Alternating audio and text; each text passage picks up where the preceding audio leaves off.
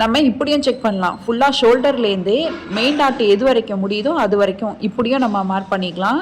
இல்லை மெயின் டாட்டோட உயரத்தை மார்க் பண்ணிவிட்டு அதுலேருந்தும் நம்ம மார்க் பண்ணிக்கலாம். எப்படி மார்க் பண்ணாலும் அளவு கரெக்டாக தான் இருக்கும். இதுதான் நமக்கு ஃப்ரண்ட் பார்ட்டோட ஹைட்டு. ஃப்ரண்ட் பார்ட்டோட ஹைட்டு நமக்கு கிடச்சிருச்சு. கீழே ஸ்கேலை வச்சு அந்த இடத்துக்கிட்ட ஒரு லைன் போட்டுக்கலாம்.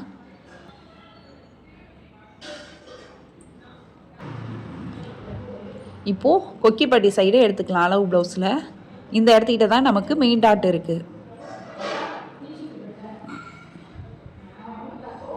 பட்டி வந்து நம்ம இந்த இடத்துக்கிட்ட ஜாயின் பண்ணியிருக்கோம். இப்போ இந்த மாதிரி அடையாளப்படுத்திக்கலாம்.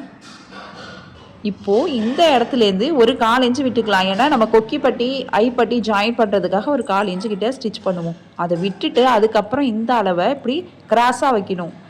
நமக்கு ஃப்ரண்ட் பார்ட்டோட ஹைட் மார்க் பண்ணியிருப்போம்ல, அந்த லைனில் டச் ஆகுற மாதிரி நம்ம கிராஸாக வைக்கணும். இப்போ உங்களுக்கு தெரியுதா, கொக்கிப்பட்டி சைடில் நம்ம வச்சுருக்கோம்.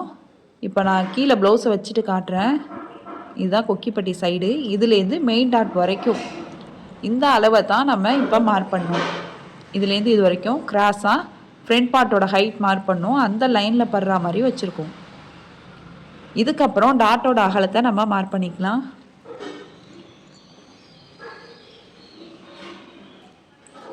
இந்த மார்க்லேருந்து பக்கத்தில் டாட்டோட அகலத்தை மார்க் பண்ணிக்கலாம். நம்ம ஸ்டார்டிங்லேயே மெயின் டாட்டோட ஹைட்டை மார்க் பண்ணி வச்சுருக்கோம். இந்த இடத்துக்கிட்ட கிடையாது. இப்போ கரெக்டாக இந்த இடம் இப்போ தான் நம்ம கண்டுபிடிச்சிருக்கோம் சென்டர் பாயிண்ட்டை. இப்போ இதுக்கிட்ட நம்ம மார்க் பண்ணிக்கலாம். இங்கே தான் மெயின் டாட் வரும்.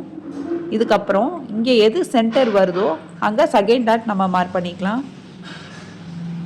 இதுக்கப்புறம் ஆம்ஹோல் டாட்டை நம்ம மார்க் பண்ணிடலாம். இப்போ ஸ்கேலை வச்சு இந்த பாயிண்ட்ஸ்லாம் நம்ம கனெக்ட் பண்ணிடலாம். இப்போது ஃப்ரண்ட் பார்ட்டை நம்ம மார்க் பண்ணியாச்சு. இதுக்கப்புறமா நம்ம கட் பண்ணி எடுத்துடலாம். நம்ம அளவு ப்ளவுஸை வச்சு கரெக்டான அளவை மார்க் பண்ணிவிட்டு பக்கத்தில் தையலுக்கான அளவை நம்ம கரெக்டாக கொடுக்கலாம். இப்போது நம்ம தையல் வந்து 1/2 இன்ச்சில் போடுறோம்னா தையலுக்கான அளவையும் 1/2 இன்ச்சில் கொடுக்கணும். இப்போ நீங்கள் தையலுக்கு 4 இன்ச்சில் தான் ஸ்டிச் பண்ணுவீங்கன்னா தையலுக்கான அளவை 1/4 இன்ச்சில் கொடுக்கணும். நம்ம மார்க் பண்ணும் போது எந்த அளவில் தையலுக்கான அளவு கொடுக்குறோமோ அந்த அளவுக்கு ஸ்டிச் பண்ணால் தான் நமக்கு அப் அண்ட் டவுன் வராமல் இருக்கும். இப்போ பேலன்ஸ் உள்ள துணியில் நம்ம பட்டி கட் பண்ண போகிறோம். இதோட ஃபுல் வீடியோ பார்க்கணுன்னா கீழே இருக்கிற ப்ளே பட்டனை கிளிக் பண்ணி பாருங்கள். தேங்க்ஸ் ஃபார் வாட்சிங்.